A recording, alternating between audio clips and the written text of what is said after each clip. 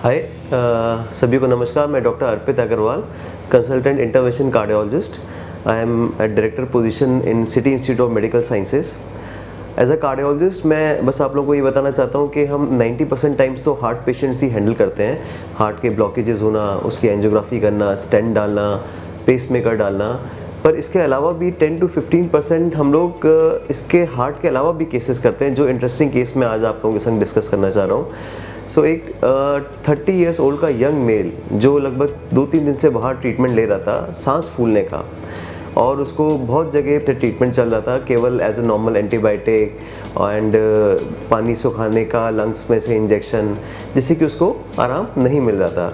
फिर जब वो हमारे पास आया तो हमने उसको एवेल्यूएट करा, तो हमने उसके अंदर 2 बीमारी बेसिकली पाई।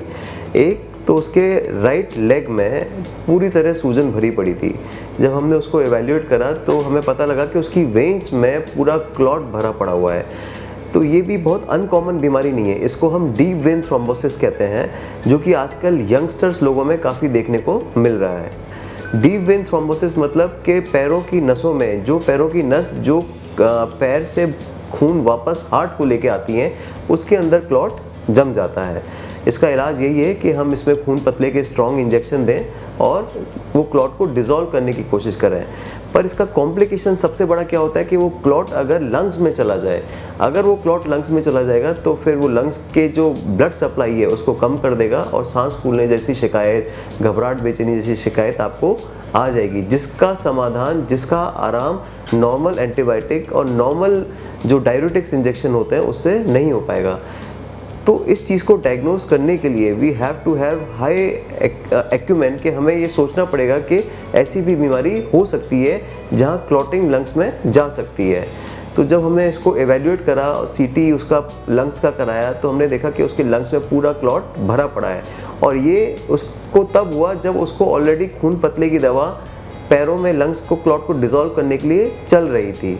तो हमने पेशेंट को स्टेबलाइज करा, 2-3 दिन खून पतले के इंजेक्शन दिए, और ये बीमारी आगे ना हो, लंग्स में उसके दोबारा क्लॉट ना जाए, क्योंकि लंग्स में एक बार क्लॉट जाएगा तो उसकी 60% मोर्टेलिटी है। ये चांस कि वो 100% रिकवर होगा, दैट इज़ ओनली 30 to 40%। तो ये कॉम्प्लिकेशन होने नहीं देना है हमें। तो इसके लिए बहुत ही छोटा सा प्रोसीजर होता है जो हमने यहाँ पे करा, जो मैं आपको यहाँ दिखा रहा हूँ। This is IVC filter. ये एक फ़िल्टर लगा देते हैं हम लोग यहाँ पे। ये फ़िल्टर क्या करता है कि पैरों से जो क्लॉट होता है उसको ऊपर जाने से रोकता है। तो एक छोटा सा डिवाइस जिसका ऑपरेटिव टाइम मेरे को लगता है बस 5 मिनट है और कोई रिस्क नहीं है, ये मेजर कॉम्प्लिकेशन को प्रिवेंट कर देता है। So in city institute of medical sciences this is our second case. हम लोग ये दूसरा केस कर रहे हैं लास्ट 2-3 महीने में। पर्पज़ ऑफ दिस वीडियो यही है कि टू मेक यहाँ की आम जनता को अवेयर करना कि जब भी आपको लगे कि पैरों में, खासकर एक पैर की सूजन के संग सांस फूलने की बीमारी है आपको, तो उस केसेस में भी आपको हार्ट स्पेशलिस्ट से कंसल्ट एक बार ज़रूर करना चाहिए। सो इस कॉम्प्लिकेशन को अवॉइड करने के लिए कि पैरों से क्लॉट लंग्स को ना जाए, इसके लिए एक छोटा सा डिवाइस होता है जिसको हम कहते हैं IVC फिल्टर।